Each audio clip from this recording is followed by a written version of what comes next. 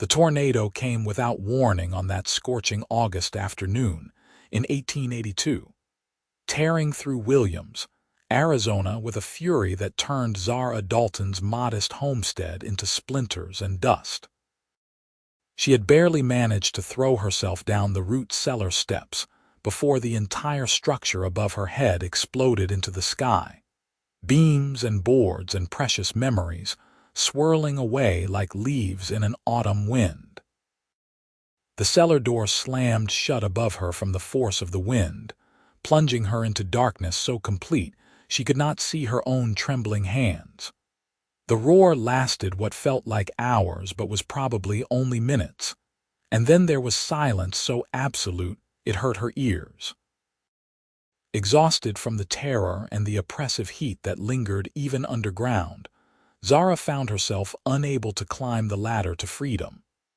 Her legs refused to hold her weight, her hands shook too violently to grip the rungs, and the darkness pressed against her like a living thing. She curled up on the dirt floor among the preserved vegetables and jars of pickles her late mother had put up 3 summers ago, and despite every intention to stay alert and dig her way out, sleep claimed her like a thief in the night. Harrison Reed had been riding the range when he saw the funnel cloud touch down near Williams, his heart seizing in his chest as he recognized the direction of the Dalton property. He had known Zara for 2 years now, ever since he had started working the cattle ranch that bordered her late father's land. She was 23 to his 26, and though they had exchanged pleasantries at church and the occasional town social, he had never worked up the courage to speak more than a few words to her. She was beautiful in a way that made his throat close up, with dark hair that caught the sunlight like polished mahogany and eyes the color of honey in sunlight. More than that, she had a quiet strength about her, managing her small homestead alone after her father passed the previous winter. Harrison had watched from a distance as she tended her chickens and small garden, hung laundry on the line, and repaired fence posts with determined efficiency. Now, spurring his horse into a gallop, Harrison felt something raw and desperate claw at his insides. The 5 miles between where he had been checking fence lines and the Dalton property seemed to stretch into 50. His gelding, sensing his urgency, thundered across the scrubland with powerful strides, kicking up clouds of red dust that stung Harrison's eyes. When he finally reached what had been Zara's home, his stomach dropped. The house was simply gone. Nothing remained but the stone foundation and scattered debris that painted the landscape for 100 yards in every direction. A blue dress hung impossibly from a juniper tree 50 feet away. A rocking chair sat upright in the middle of the destruction, as if waiting for someone to sit down and enjoy the view. Harrison dismounted before his horse had fully stopped, stumbling slightly as his boots hit the ground. His breath came in harsh gasps, partly from the ride and partly from the fear that seized his lungs. Where was she? He called her name, his voice cracking on the second syllable. No answer came back except the whisper of wind through the junipers and the nervous snort of his horse. He began searching through the rubble with increasingly frantic movements, throwing aside boards and pieces of roof, checking behind every pile of debris. His hands were bleeding from splinters and cuts, but he barely noticed. The sun beat down mercilessly, and sweat poured down his face, stinging his eyes and making his shirt stick to his back. Then he saw it. The cellar door, partially covered by a section of wall that had fallen across it.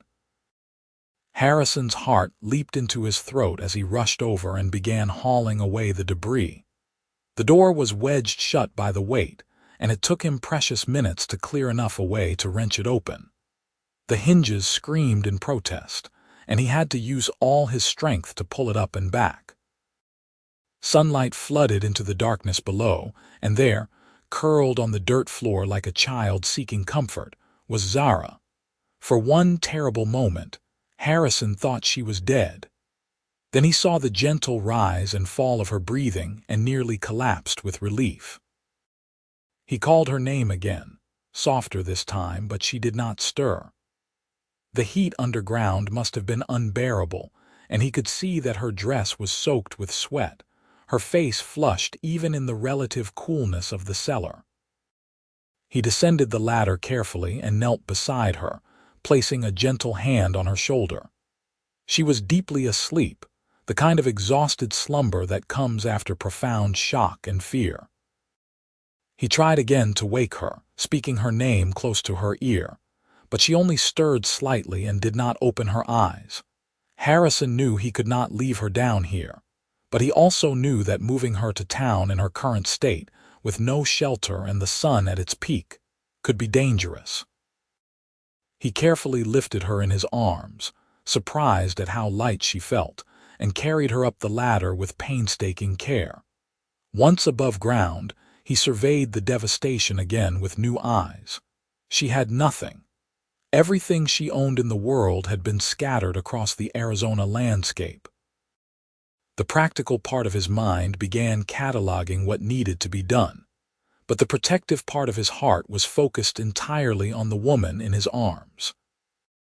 He carried her to a stand of cottonwood trees about 30 yards from where the house had stood, a spot that offered shade and protection from the wind. He laid her gently on the ground and used his saddle blanket to cushion her head. Then he retrieved his canteen and dampened his bandana, using it to cool her forehead and wipe the dirt from her face. She murmured something he could not understand, but still did not wake. Harrison sat back on his heels and studied her face, seeing the exhaustion etched in every line, the way her brow furrowed even in sleep. A decision crystallized in his mind with sudden clarity. He could not leave her like this. He could not abandon her to wake up alone in the ruins of her life. The gentlemanly thing would be to ride to town, fetch help, bring people back to assist. But something deeper than propriety or convention moved in Harrison's chest. This was his chance to do something that mattered, to show this woman who had occupied his thoughts for 2 years that she was not alone in the world. He stood and walked back to the foundation, studying it carefully. The stone structure was intact, which was a miracle in itself. The floor joists were gone, but some of the beams had landed nearby, and he could see other pieces of lumber scattered about that might be salvaged. His mind began working through the problem like a puzzle. He had built plenty of structures in his 26 years, helped his father construct their barn and bunkhouse, repaired more buildings than he could count. The tools would be the challenge, but when he searched through the debris, he found her father's old toolbox wedged under a section of roof. It was dented but intact, the hammers and saws and planes still inside. Harrison took a deep breath and made his decision. He would rebuild her house before she woke. It was mad, probably impossible, but he could not shake the feeling that this was what he was meant to do. He checked on Zara once more, making sure she was comfortable in the shade with water nearby, and then he set to work. The first task was salvaging usable lumber. Harrison moved through the debris field with purpose, pulling boards free and examining them for damage. Many were splintered beyond use, but he found enough sound pieces to make a start. He stacked them near the foundation, organizing them by size. The Arizona sun climbed higher in the sky, and the heat became oppressive, but Harrison worked with single-minded determination. Sweat poured from him in rivers, soaking through his clothes and dripping from his nose and chin. His muscles screamed in protest as he lifted and carried beam after beam, board after board. By noon, he had salvaged most of what was usable from the immediate area. He walked the perimeter, ranging farther out to retrieve pieces that had been carried away by the wind. A whole section of wall had landed relatively intact about 80 yards to the east, and he managed to drag it back, and break it down into reusable components. The work was backbreaking, but Harrison welcomed the physical exertion. It gave him focus, kept his mind from spinning with worry about Zara sleeping under the cottonwoods. He checked on her every half hour, each time finding her still deep in exhausted slumber. He brought his horse closer and used it to drag the larger beams into position. The animal was patient, responding to his commands with the ease of long familiarity. By mid-afternoon, Harrison had the floor joists laid across the foundation and was beginning to nail down the first floorboards. The rhythmic pound of hammer on nail filled the air, a steady beat that marked progress against impossible odds. The technical challenges mounted as the work progressed. The lumber he had was not uniform. Pieces came from different parts of the original structure and did not always fit together cleanly. Harrison had to cut and adjust, using skills learned over years of ranch work to make things fit. His hands, already cut and blistered from the morning's labor, became raw and painful, but he wrapped them in strips torn from his spare shirt and kept working. There was no time for gentleness or careful consideration. Every moment Zara slept was another moment he had to make progress. As the sun began its descent toward the western horizon, painting the sky in shades of orange and pink, Harrison had the floor complete and was raising the wall frames. This was the most dangerous part, holding the heavy frames upright while securing them to the floor and to each other. He worked with careful precision despite his exhaustion, knowing that a mistake here could bring everything crashing down. He used ropes and his horse to help lift the frames, then braced them with temporary supports while he nailed them into place. The back wall went up first, then the two sides. The front wall, which would hold the door and window, required more careful construction, and Harrison worked by the fading light to get it right. Darkness fell across the Arizona landscape, and Harrison lit a lantern he had found in the debris. By its flickering light, he continued working, driven by something he could not name. Perhaps it was the memory of Zara's face, so peaceful in sleep. Perhaps it was the need to prove to himself that he could do this impossible thing. Perhaps it was simply that stopping now with the work unfinished was unthinkable. His body moved on instinct and experience, his hands finding the right tools, the right angles, the right pressure. The walls were up now, framed and solid, and he began laying the roof beams across the top.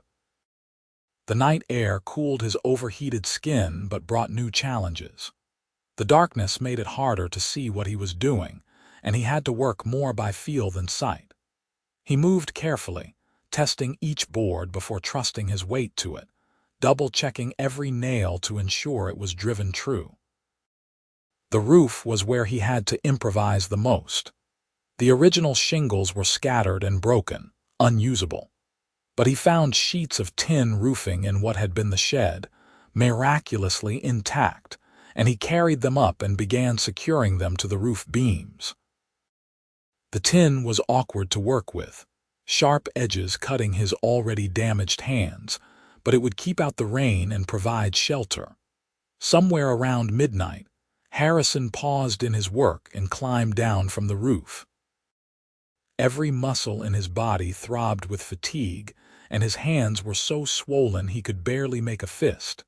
He walked to where Zara still slept, checking on her with growing concern. It had been hours now, far longer than normal sleep, even after a shock. He knelt beside her and gently touched her shoulder, calling her name. She stirred slightly, murmuring something that sounded like her father's name, but did not wake. Harrison dampened his bandana again and cooled her face, making sure she was still breathing steadily. She seemed all right, just deeply exhausted, and he decided to let her rest. His work would speak for itself when she finally opened her eyes. He returned to the house and continued. The door was another salvaged piece, found 50 yards away wedged against a rock formation. He carried it back and fitted it into the frame, adjusting the hinges until it swung properly. The windows were more problematic. The glass was all shattered, scattered in a million pieces across the ground. Harrison could not replace that, not out here in the darkness with only what the tornado had left behind. But he found the window frames and installed them, leaving them open to the night air.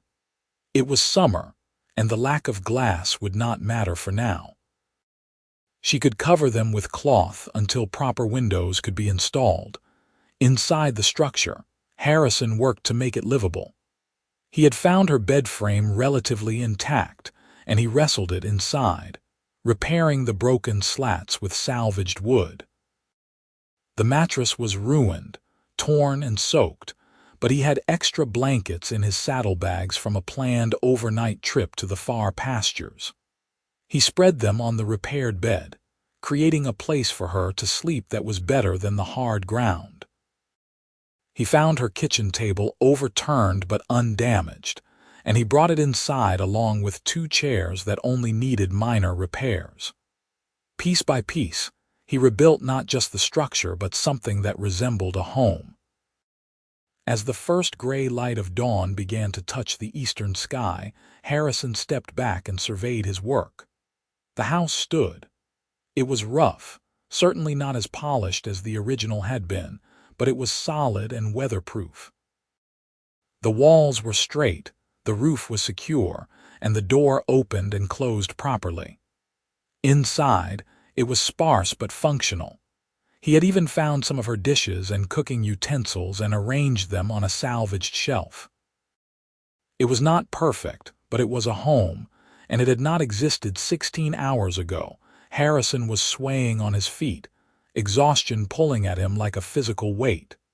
His hands were a mess of cuts, blisters, and splinters. His back felt like someone had beaten it with a plank. His eyes burned from lack of sleep and the constant strain of working by inadequate light. But satisfaction filled him, warm and complete.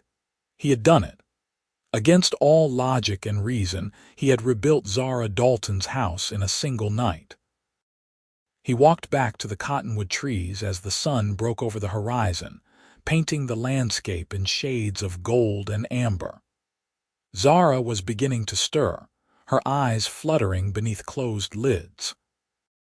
Harrison knelt beside her, his heart suddenly pounding with an emotion that had nothing to do with physical exertion. What would she think when she saw what he had done? Would she be grateful? Angry that he had presumed to rebuild without asking? Confused about why a man she barely knew would do such a thing, her eyes opened slowly, focusing with difficulty on his face. For a moment, she seemed confused, trying to place where she was and who was looking down at her. Then memory flooded back, and he saw the terror flash across her features. "The tornado," she whispered, her voice hoarse and cracking. "The house." "You are safe," Harrison said quickly, his own voice rough from shouting over the wind and working through the night. "You got to the cellar in time." Zara sat up too quickly, and he steadied her as she swayed. She looked around wildly, seeing the cottonwood trees, the foundation where her house had been, and then her eyes fixed on something behind him. Harrison watched as confusion, then disbelief, then wonder crossed her face in rapid succession. "That is not possible," she breathed, staring at the house that now stood where only ruins had been the day before. "It is rough work," Harrison said, feeling suddenly self-conscious. "And there is much that still needs doing. The windows have no glass and the interior is bare and—" "You built me a house," Zara interrupted, her eyes swinging back to his face with an intensity that made his breath catch. "While I slept, you built me a house." "I could not leave you with nothing," Harrison said simply. "And I could not wake you. You needed the rest after such a shock." Tears filled her eyes, spilling down her cheeks before she could stop them. "I do not understand. Why would you do such a thing? We barely know each other." Harrison met her gaze steadily, feeling the truth rise up in him like water from a deep well. That is not entirely accurate. I have known who you are for 2 years now. I have watched you tend your land and manage alone after your father passed. I have admired your strength and your grace from a distance, too cowardly to approach you properly. He paused, then pressed on, feeling that after the night's labor, he had earned the right to honesty. And yesterday, when I saw that tornado heading toward your property, I felt something in my chest that I have never felt before. Terror at the thought of you being hurt, desperation to reach you. When I found you alive, I knew I could not walk away and leave you to face this alone. Zara stared at him, fresh tears streaming down her face. She reached up and touched his cheek with trembling fingers, and Harrison realized he must look like something that had crawled out of hell. His face was covered in dirt and blood from various cuts. His clothes were torn and filthy. His eyes were bloodshot from exhaustion. But she was looking at him like he had hung the moon. "You worked all night," she said, her voice breaking. "Your hands." She took his hands in hers, turning them over to see the damage. Her face crumpled when she saw the raw, blistered flesh, the deep cuts, the swelling.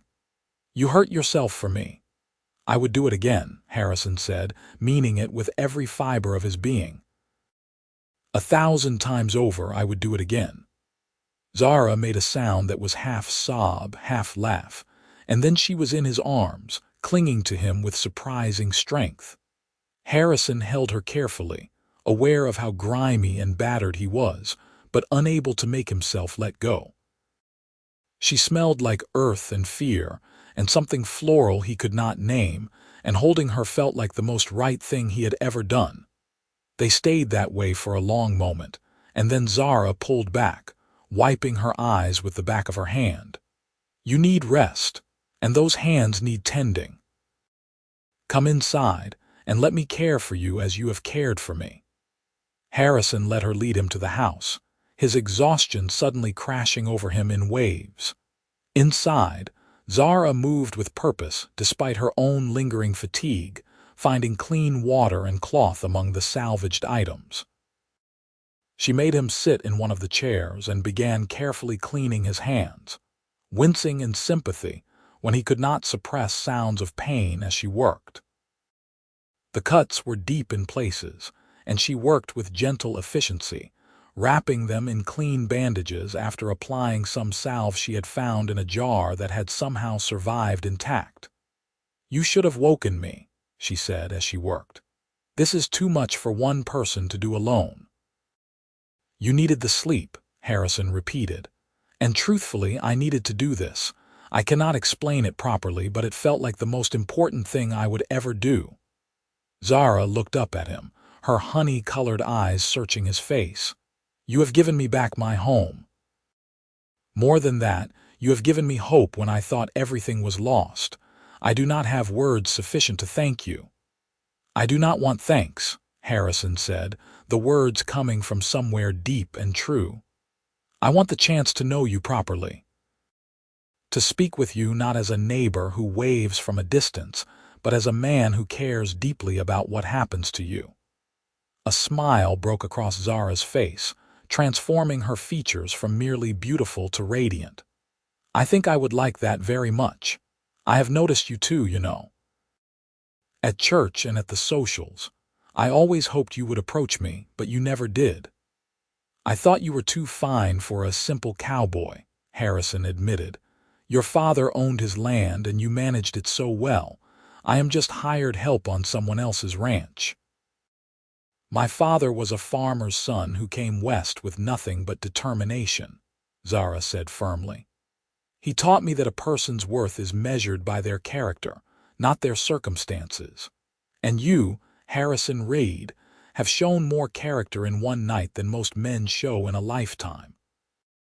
Harrison felt warmth spread through his chest at her words and the way she said his name. He realized that in all their brief interactions over 2 years, they had never exchanged names directly. "How did you know my name?" "I asked about you," Zara admitted, a faint blush coloring her cheeks. "After the first time I saw you at church, I was curious about the tall cowboy with the kind eyes who always looked away when I caught him watching me."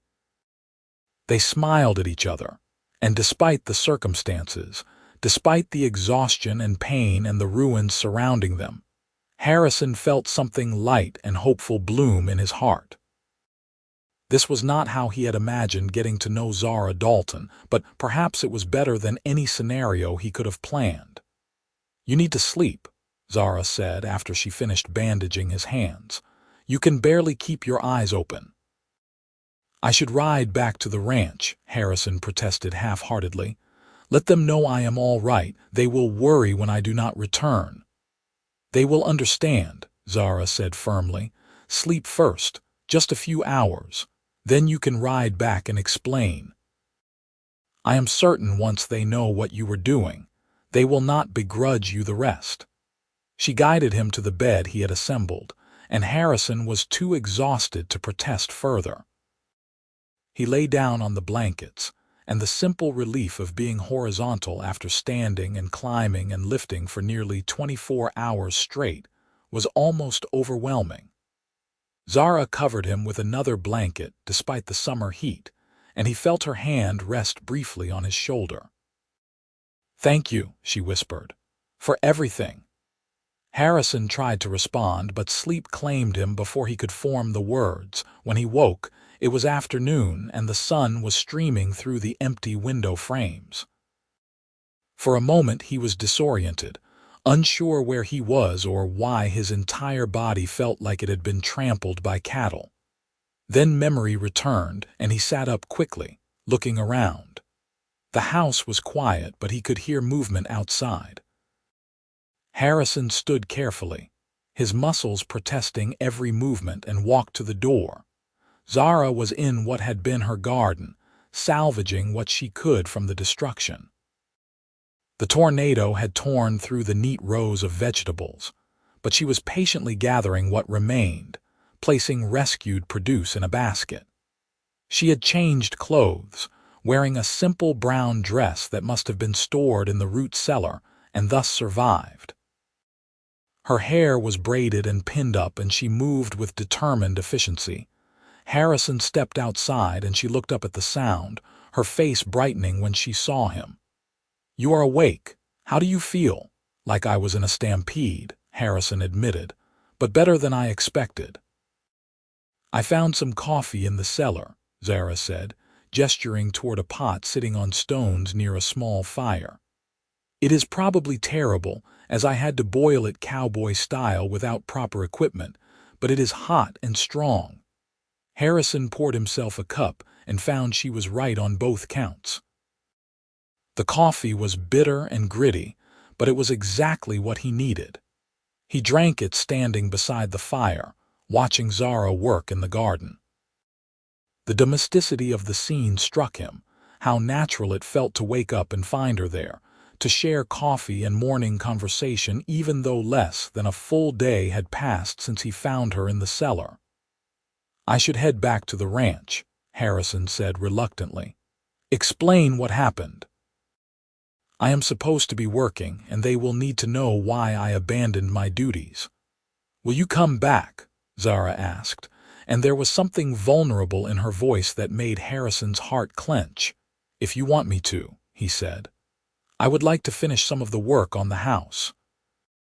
Put in proper windows, fix up the interior more, and there is the matter of your outbuildings. The shed and chicken coop will need rebuilding." "I would like that very much," Zara said softly. "But more than the work, I would like your company, to continue the conversation we started this morning." Harrison set down his coffee cup and walked over to where she stood among the ruined vegetable plants. He took her hand carefully, mindful of his bandaged palms, and looked into her eyes. "I will come back. I promise you that. And we will talk as much as you want about whatever you want." Zara squeezed his hand gently. "Be careful riding back. And Harrison, thank you again. I know I keep saying it, but I cannot seem to stop." "You never have to thank me," Harrison said. "Caring for you is not a burden." He rode back to the ranch with those words echoing in his mind, wondering at how quickly his world had shifted. Yesterday, he had been a cowboy who admired a woman from a distance. Today, he was someone who had held her in his arms, who had rebuilt her home with his own hands, who had been given permission to court her properly. The change was dizzying and wonderful. At the ranch, his boss, Malcolm Hendricks, took one look at him and demanded the full story. Harrison explained about the tornado, finding Zara in the cellar, and his decision to rebuild the house. He braced himself for anger at abandoning his duties, but Malcolm just shook his head in amazement. "That is the damnedest thing I have ever heard," Malcolm said. "Built a whole house in one night, and for the Dalton girl no less. I had wondered when you would finally work up the nerve to speak to her properly." "It was that obvious?" Harrison asked, embarrassed. "Son, everyone within 20 miles knew you were sweet on her," Malcolm said with a laugh. "The only people who seemed unaware were you and her. So what happens now?" "I would like some time to help her rebuild completely," Harrison said. "The house is up, but there is much more work to do. I understand if you cannot spare me, but—" Malcolm waved a hand dismissively. "Take the time you need. We can manage without you for a week or two. That girl has no one else to help her, and what you did was a decent thing. Besides, if this leads where I think it is leading, I will expect an invitation to the wedding." Harrison felt his ears burn at the mention of marriage, but he could not deny that the thought had already crossed his mind. Was it too soon to be thinking such things? They had barely spoken before yesterday.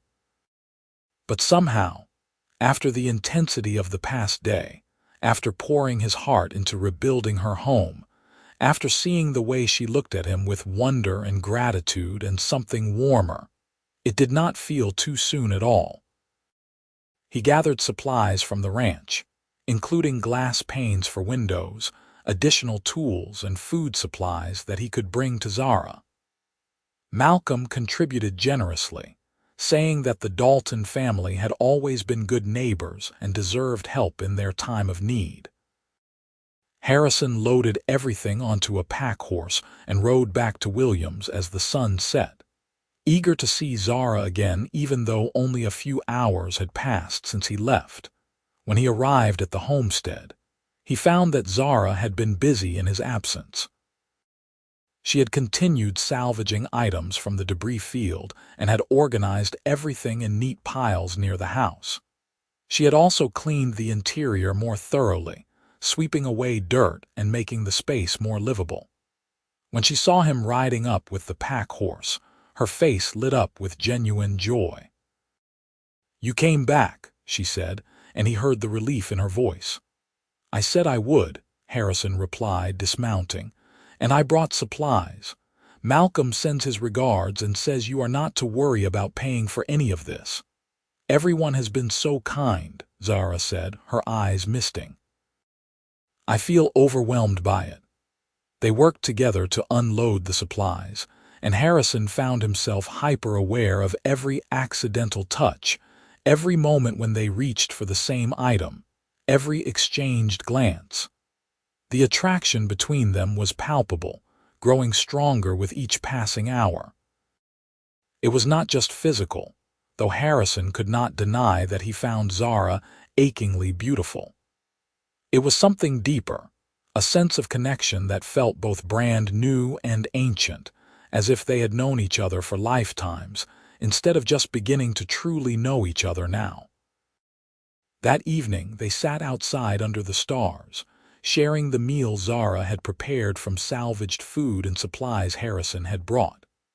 The summer night was warm, and the sky was clear, stars scattered across the darkness like diamonds on black velvet. They talked about everything and nothing, sharing stories from their childhoods, their dreams, their fears. Harrison learned that Zara had been born in Missouri and came west with her parents when she was 10. She had been an only child, treasured by parents who taught her to read and write and think for herself. Her mother had died 5 years ago from fever, and her father had followed this past winter, leaving Zara to manage the homestead alone. I was determined to prove I could do it, Zara said, staring into the fire they had built. Everyone in town expected me to sell and move back east or find a husband quickly. But I wanted to show that I was capable of managing on my own, that I did not need rescuing. And then a tornado destroyed everything, Harrison said quietly. Yes, Zara agreed, but even that did not defeat me. I survived, and I had help from an unexpected source. She looked at him with warmth in her eyes, though I am beginning to think it was not so unexpected. The way you describe watching me, noticing me, caring from a distance. Perhaps God was just waiting for the right moment to bring us together. Perhaps, Harrison said, moved by her faith and her willingness to see purpose in tragedy, though I wish it could have happened in a less destructive way. Would you have ever approached me otherwise? Zara asked gently. Harrison considered the question honestly. I do not know. I wanted to many times, but I always talked myself out of it, convinced myself that you would not be interested in a simple cowboy. I am interested, Zara said firmly. Very interested. You are kind and hardworking and brave. You saw someone in need and helped without expecting anything in return. Those are the qualities that matter to me. They sat in comfortable silence for a while, and then Zara yawned despite trying to hide it. Harrison noticed immediately and stood up. You need proper sleep in a proper bed, he said. You have been through too much to be sitting up late. Where will you sleep? Zara asked, concern crossing her face. I have my bedroll. I will make camp outside, and tomorrow we can start on the additional work. That hardly seems fair when you built the house, Zara protested. It is proper, Harrison said gently. We are not married, and I will not compromise your reputation by staying in the house overnight. Zara looked like she wanted to argue, but she nodded reluctantly. You are right, of course, but promise me you will wake me if you need anything. Harrison promised, and after Zara went inside, he laid out his bedroll near the fire. Despite his exhaustion, sleep did not come easily. His mind was too full of the day's events, too aware of Zara sleeping just yards away, too alive with possibilities and hopes he barely dared to name. The next days fell into a pattern. Harrison worked on improving the house and rebuilding the outbuildings, while Zara salvaged what she could from the destruction and began rebuilding her life. They worked side by side when possible, talking constantly, learning each other's rhythms and preferences. Harrison discovered that Zara had a sharp sense of humor and a laugh that made his heart skip beats. Zara learned that Harrison was quietly thoughtful, the kind of man who noticed small details and remembered things she said in passing. The attraction between them grew stronger daily, an almost tangible thing that hummed in the air when they were close. Harrison found himself looking for excuses to be near her, to hand her a tool and let their fingers brush, to stand close enough to smell the lavender soap she used. Zara was equally affected. He could tell from the way her breath caught when he came near, the way her eyes followed him when she thought he was not looking. One afternoon, while they were working together to repair the chicken coop, their hands met on the same board and neither pulled away. They stood frozen for a moment, and then Harrison turned to face her fully. Zara, he said, his voice rough with emotion, I need to tell you something. What is it? She asked, her eyes wide. I am falling in love with you, Harrison said, the words tumbling out before he could second-guess them. I know it has only been days, and I know that seems impossible, but it is the truth. Every moment I spend with you makes me more certain that you are the person I want to spend my life with. Zara's breath caught and tears filled her eyes. Harrison, I feel the same way. I have been trying to tell myself it is too fast, that I should be sensible and cautious, but my heart will not listen. You saved my life, rebuilt my home, and showed me more kindness and care than I knew existed. How could I not fall in love with you?" Harrison reached up and cupped her face gently, mindful of his still healing hands. "May I kiss you, please?" Zara whispered. Their first kiss was gentle, almost tentative, as if they were both afraid of breaking something precious.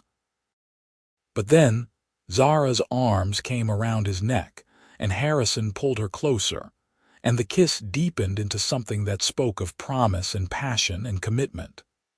When they finally pulled apart, both were breathing hard, and Harrison rested his forehead against hers. "Marry me," he said, the proposal emerging without plan or preparation. "I know it is sudden, but I am certain. Marry me, Zara Dalton, and let me spend the rest of my life taking care of you and loving you." "Yes," Zara said without hesitation. "Yes, Harrison Reed, I will marry you." They sealed the promise with another kiss, and Harrison felt something in his chest expand and settle simultaneously, as if a piece he had not known was missing had finally clicked into place. This was right. This was meant to be. Everything he had gone through, every moment of loneliness and longing, had been leading him to this woman, this moment, this commitment. They decided to marry quickly, seeing no reason to wait. Zara had no family to consult, and Harrison's parents had passed years before. They rode into Williams together and spoke to the pastor, who agreed to perform the ceremony the following Sunday. The town was buzzing with gossip about the tornado and Harrison's miraculous overnight construction, and news of their engagement spread like wildfire. Some expressed surprise at the speed of the courtship, but most were supportive, seeing the genuine affection between the couple. Malcolm Hendricks offered to host a small reception at the ranch after the ceremony, and several of the ranch hands volunteered to help finish the remaining repairs on Zara's property as a wedding gift. The generosity moved both Harrison and Zara to tears, reinforcing their belief that they had found not just each other, but a community that would support them. The week before the wedding passed in a blur of activity and anticipation. Harrison worked long hours to complete the homestead repairs, determined that Zara would have a fully functional home to bring him to as her husband. He rebuilt the chicken coop with care, making it sturdier than the original. He constructed a new shed for tools and storage. He installed the glass windows, transforming the house from a rough shelter into something that felt like a real home. Zara worked equally hard, sewing curtains for the windows from fabric donated by women in town, preparing the garden for a late summer planting, and organizing the house interior. She had salvaged more items than Harrison initially thought possible, and with creative arrangement and careful repair, she made the interior warm and welcoming. She also sewed herself a wedding dress from a bolt of cream-colored fabric that had somehow survived in a trunk that had been thrown clear of the destruction, but remained intact. The dress was simple but beautiful, and when Harrison caught a glimpse of her working on it, he had to turn away quickly before the emotion overwhelmed him. The night before the wedding, Harrison stayed at the ranch bunkhouse as tradition and propriety dictated. He barely slept, too excited and nervous about the commitment he was making. It was not that he had doubts.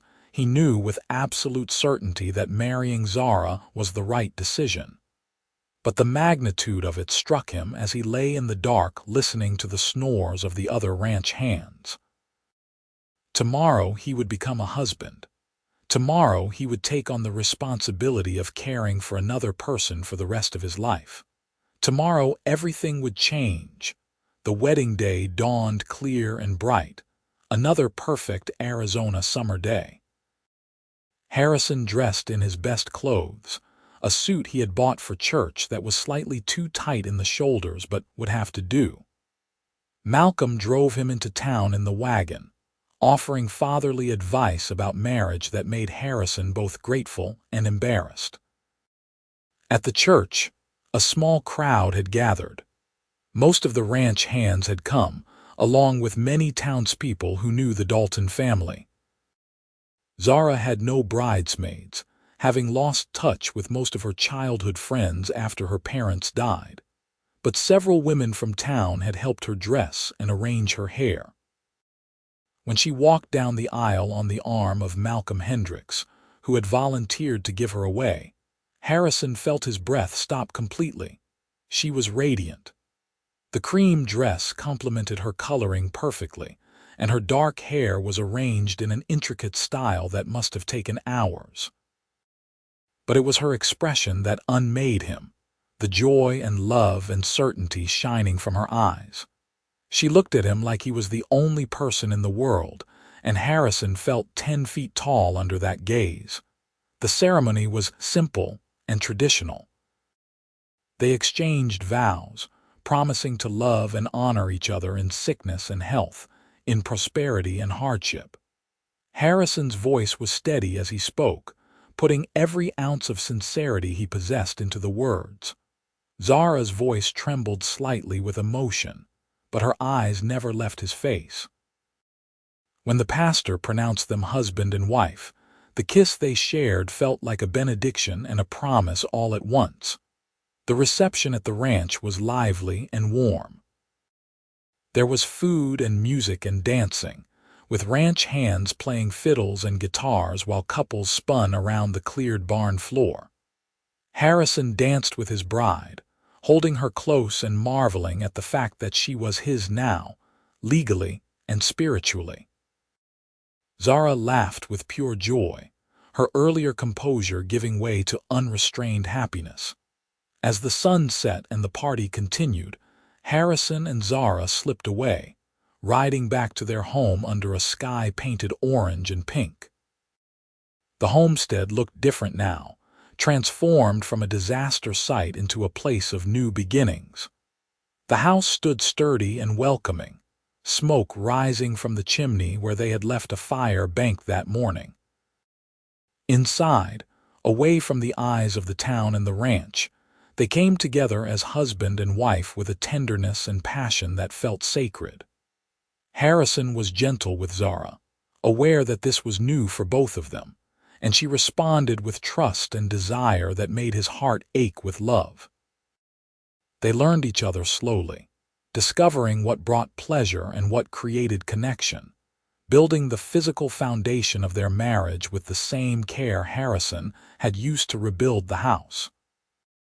Later, lying tangled together in the bed Harrison had assembled that first night, Zara traced patterns on his chest with her fingertips. "Did you ever imagine, when you were riding toward my property that day, that we would end up here?" "No," Harrison admitted. "I hoped to find you alive, but I could not see beyond that. I did not dare to hope for all of this." "I am glad the tornado happened," Zara said softly, and when Harrison started to protest, she pressed her fingers to his lips. "Not because of the destruction or the danger, but because it brought you to me. It gave you the opportunity to show your heart, and it gave me the chance to see what an extraordinary man you are. Without that crisis, we might have gone on forever, stealing glances at church and never speaking." Harrison had to admit she had a point.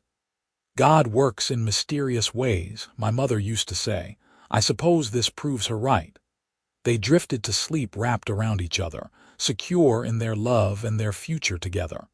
The months that followed were among the happiest of Harrison's life.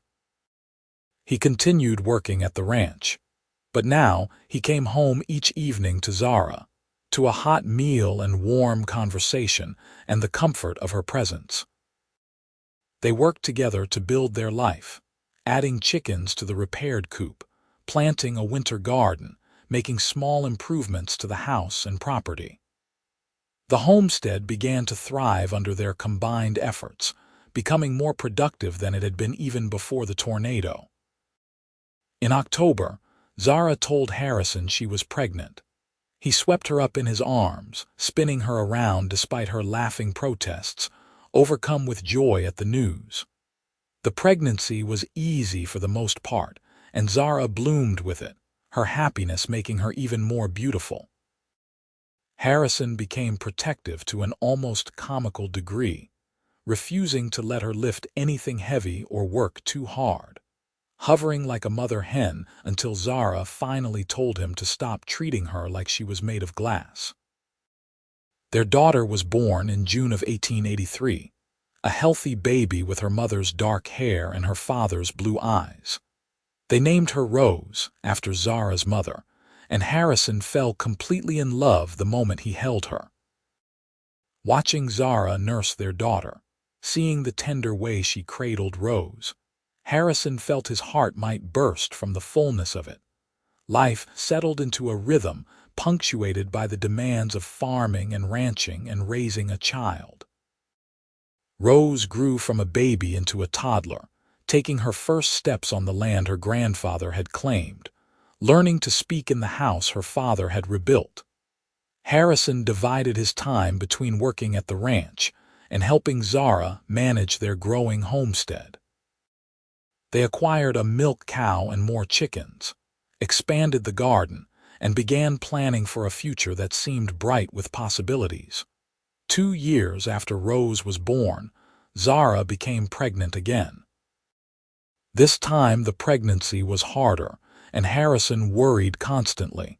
But in March of 1886, she delivered a healthy son they named Henry, after Harrison's father. With 2 children now, the house that had seemed adequate began to feel cramped, and Harrison began planning an addition. This time there was no urgency, no tornado-driven deadline. He worked on it slowly over several months, adding 2 rooms that gave the children their own spaces and provided more living area for the growing family. The children grew up hearing the story of how their father rebuilt their mother's house in a single night, and it became a family legend, proof of the depth of their father's love and commitment. Rose would beg to hear it again and again, and Harrison would oblige, though he always downplayed his own role and emphasized how strong and brave her mother had been, surviving the tornado and managing alone before he came along. In 1889, Malcolm Hendricks decided to retire and offered to sell Harrison a portion of the ranch land at a generous price. It was an opportunity to expand significantly, and after much discussion, Harrison and Zara decided to take the risk. They borrowed money from the bank and purchased 100 acres that bordered their existing property, doubling their holdings. It meant harder work and longer hours, but it also meant security for their children's future. The years passed in the way years do, marked by seasons and harvests, by children's birthdays and holidays, by challenges met and overcome. They endured droughts and harsh winters, sick livestock and crop failures, but they faced everything together. The partnership they had forged in those first days after the tornado only grew stronger, tempered by shared experiences and deepened by unwavering commitment. In 1892, Zara gave birth to their 3rd child, another daughter they named Clara after Harrison's mother. Rose, now 9, was thrilled to have a sister, and Henry, at 6, was less enthusiastic but eventually came around to being a protective older brother. The house rang with children's laughter and occasional arguments, and Harrison would sometimes stand in the doorway watching his family and marvel at how different his life was from what he had imagined that day. He saw the tornado bearing down on Zara's property. As the children grew older, they took on more responsibilities around the homestead and ranch. Rose showed a natural aptitude for working with animals, while Henry was fascinated by the mechanical aspects of farming and ranching. Clara, the youngest, was quieter than her siblings but had a sharp mind and a love of books that reminded Harrison of her mother. Watching them develop into their own people filled Harrison with pride and a bittersweet awareness of time's passage. One evening in 1898, 16 years after the tornado, Harrison and Zara sat on the porch of their expanded home, watching the sunset paint the Arizona sky in shades of purple and gold.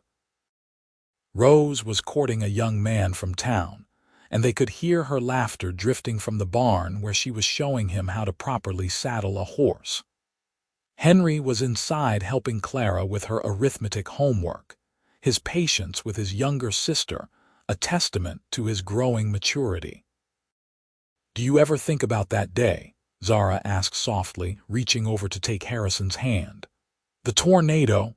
"Sometimes," Harrison admitted, "though mostly I think about what came after, finding you in the cellar, building the house, everything that led us here." "I think about it too," Zara said. "About how terrified I was in that cellar, how certain I was that my life was over. And then I woke up, and you had given me back everything I thought I had lost. You gave me hope when I had none. You gave me purpose," Harrison said, squeezing her hand gently. "Before that day, I was just drifting, working and existing but not really living. Loving you, building a life with you, that is what made everything meaningful."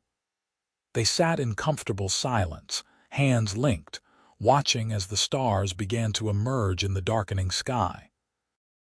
Inside the house they had built together, their children's voices rose and fell in conversation. The land stretched out around them, the property they had worked so hard to maintain and expand. This was their legacy, built on a foundation of love and commitment that had begun with an act of desperate devotion. "Do you have any regrets?" Zara asked eventually. Harrison considered the question carefully. "None, not a single one. Everything we have been through, good and bad, brought us here. And here is exactly where I want to be." "Me too," Zara said, resting her head on his shoulder. "Though I do sometimes wish I could go back and tell that terrified girl in the root cellar that everything would be all right. That the man she had only admired from a distance would become her whole world." "She would not have believed you," Harrison said with a smile. "It would have sounded too much like a fairy tale." "Perhaps," Zara agreed, "but we have the advantage of knowing how the story ends. With love and family and a life well lived." They sat together as the night deepened around them, secure in the knowledge that their story was far from over. There would be more challenges ahead, more joys and sorrows, more moments of triumph and struggle. But they would face everything together, as they always had, as they always would. Rose eventually married her young man in the spring of 1900, a ceremony held at the homestead with half the county in attendance. Henry took over more of the ranch operations as Harrison grew older, showing the same dedication and work ethic his father had modeled. Clara became a teacher at the Williams School, beloved by her students for her patience and creativity. Harrison and Zara grew old together, their hair turning silver, their hands becoming gnarled with arthritis, but their love never diminishing. They became grandparents, then great-grandparents, watching their family tree branch and grow. The house Harrison had rebuilt in a single night was expanded again and again to accommodate family gatherings, until it bore little resemblance to the rough structure he had thrown together that first desperate day. But the heart of it remained the same. The foundation stones that had survived the tornado still supported everything built upon them. The walls Harrison had raised with bleeding hands still stood strong, and the love that had driven him to work through the night still burned bright, a flame that had only grown stronger over the decades. In 1925, on a warm summer evening much like the one when he had first found her in the root cellar, Harrison died peacefully in his sleep with Zara holding his hand. He was 69 years old and had lived a full, rich life. His last words were for her, a simple declaration of love that made her smile through her tears. Zara followed him 3 years later, having spent those years preparing their children to manage the property, and ensuring that the legacy she and Harrison had built would continue. On the night she died, with her children and grandchildren gathered around her, she told them one last time the story of the tornado and the house that was rebuilt in a single night, of the love that had grown from disaster, of the life that had bloomed from ashes. The homestead remained in the family for generations, each new owner hearing the story of Harrison and Zara, of the cowboy who rebuilt a house and won a heart. The foundation stones that had survived the tornado of 1882 continued to support the structures built upon them, a physical testament to the enduring nature of love and commitment. In Williams, Arizona, the story became local legend, told and retold with variations but always maintaining the essential truth at its core. A man saw a woman in need and gave everything he had to help her. In doing so, he found not just purpose but partnership, not just affection but abiding love. Their story stood as proof that sometimes the most extraordinary things begin with simple acts of service, that love can bloom even in the midst of devastation, and that the strongest foundations are built not just of stone and wood, but of devotion and sacrifice. The root cellar where Zara had sheltered from the tornado remained accessible through a trapdoor in the house, maintained by each generation as a memorial to where it all began. Children playing on the property would sometimes venture down into its cool darkness and try to imagine what it must have been like, to wake up and find that everything had changed, that disaster had been transformed into blessing. And on quiet summer evenings, when the wind whispered through the juniper trees and the Arizona sky painted itself in shades of orange and gold, some swore they could feel the presence of Harrison and Zara still. Their love imprinted on the land they had worked, the house they had built together, the life they had shared. It was a comforting thought, the idea that love that strong did not simply disappear but remained somehow, woven into the fabric of the place where it had flourished. The story of Harrison Reed and Zara Dalton became more than just a family tale or local legend. It became a testament to the power of selfless love, to the strength found in partnership, to the beauty that can emerge from destruction. Their house, rebuilt in a single night from the ruins of a tornado, stood for over a century as a monument to what one person can accomplish when motivated by love, and what two people can build when they commit to facing life together. In the end, their love story was not about grand gestures or dramatic declarations, though it had begun with both. It was about the thousand small choices they made every day to choose each other, to work together, to build something lasting. It was about morning coffee shared in comfortable silence and evening conversations on the porch. It was about weathering storms, both literal and metaphorical, about celebrating victories and supporting each other through defeats. It was about the ordinary magic of two lives intertwined, two hearts beating in rhythm, two souls finding in each other the home they had been seeking. The tornado that destroyed Zara's house in August of 1882 had seemed like an ending, but it was truly a beginning. It brought together two people who might otherwise have remained strangers, admiring each other from a distance, but never finding the courage to close the gap between them. It created a crisis that revealed the best in both of them, Zara's strength and resilience, Harrison's devotion and capability. And from that crisis grew a love story that spanned decades, produced children and grandchildren, and left a legacy that endured long after both had passed from this world. Their descendants, scattered across Arizona and beyond, carried pieces of their story forward. Some inherited Harrison's quiet strength and work ethic. Some received Zara's resilience and determination. All carried the knowledge that they came from love, real and deep and true, the kind that rebuilds houses in the night and weathers every storm life can throw at it. And that, in the end, was the true miracle of Harrison and Zara's story. Not the house rebuilt in a single night, though that remained impressive. Not even the love that bloomed so quickly from disaster. The real miracle was the lasting nature of that love, the way it endured and grew and strengthened over time, the way it created a foundation not just for a house but for a family, a legacy, a future.